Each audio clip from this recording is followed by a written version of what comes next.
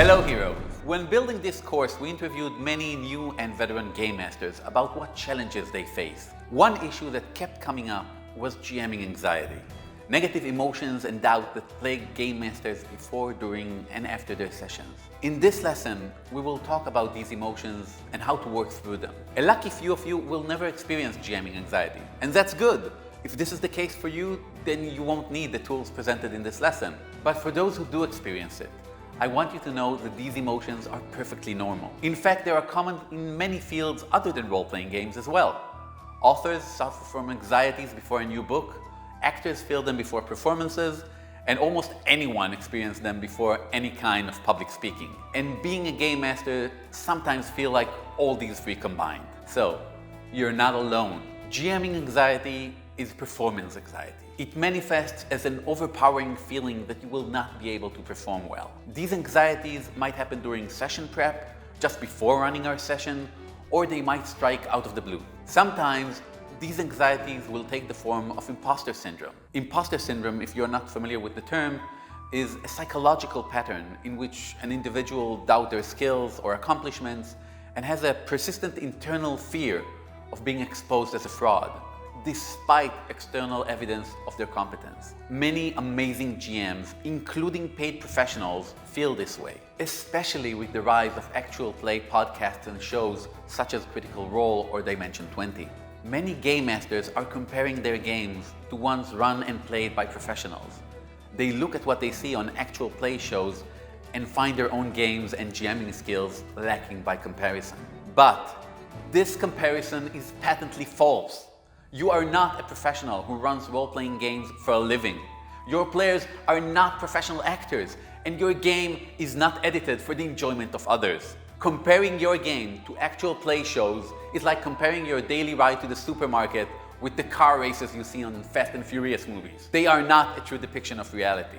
You should also remember that every gaming table is unique. Some parties are in it for the thrill of combat. Some like extensive roleplay scenes, and others simply enjoy spending an evening with friends. Comparing your game with any other group's game is comparing dragons and genies. Okay, so we understand there are various types of GMing anxieties. How can we deal with them? Well, the first thing I want you to remember is that performance anxiety is a sign that you care. People don't get anxious about things that aren't important to them. If you are nervous about your game, you're in a good place because you can start to redirect those emotions toward an effort to improve your skills.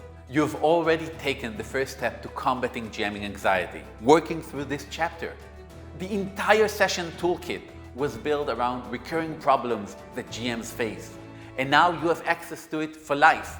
If you are ever insecure about specific GMing skills or abilities, go back and re-watch the lessons that cover them. Go over the exercises and build up confidence in your skills.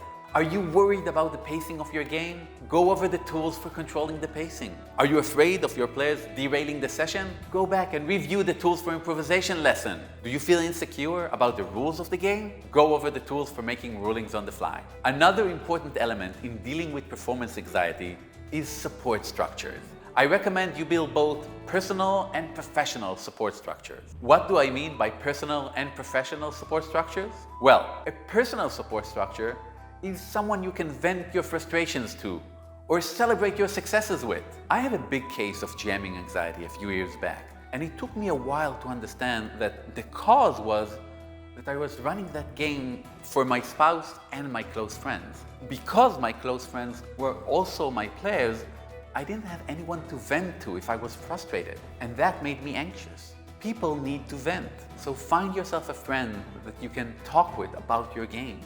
A professional support structure is a group of other game masters that you can consult with about your game. This group can be used to ask for suggestions or advice, or just sharing interesting game anecdotes. You can find such gaming groups on social networks, RPG forums, or Discord servers. You can start by talking about any GMing anxieties you might have on the GM Bootcamp's Discord server. Many people there went through similar emotions and had a similar journey to yours. So don't be afraid to open up about your questions or doubts. Heck, it will probably help some of them to feel validated. The role-playing community is full of people who might fight you tooth and nail over the meaning of a comma in a rulebook. but most of them will fight even harder to help you run your game. I have one more tool to face GMing anxiety. I have a few GMing mantras. When I get nervous before a session, and yes, I still occasionally get nervous before sessions, even after over 30 years of GMing, I speak these mantras out loud to center myself